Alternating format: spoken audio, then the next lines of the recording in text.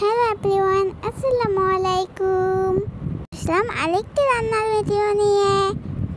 এখন শেয়ার করব সিম তরকারি রান্না।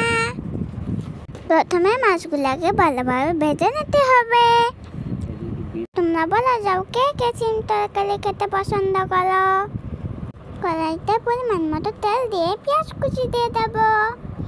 কিছুটা আদা রসুন বাটা দিয়ে ভালোভাবে ভেজে নেব। একটু পানি দিয়ে তার ভিতরে হলুদের গুঁড়া মরিচের গুঁড়া দিয়ে দেব। ভালোভাবে মিশিয়ে লবণ দিয়ে দেব। এখন মশলাগুলো কষানো হয়ে গেলে সিমগুলো দিয়ে দেব। সিমগুলোকে ভালোভাবে নাড়াচাড়া করে মশলার সাথে মিশিয়ে নেব। এখন কয়েকটি টমেটো কুচি দিয়ে দেব। আবার কিছুক্ষণ ভালোভাবে কষিয়ে নেব।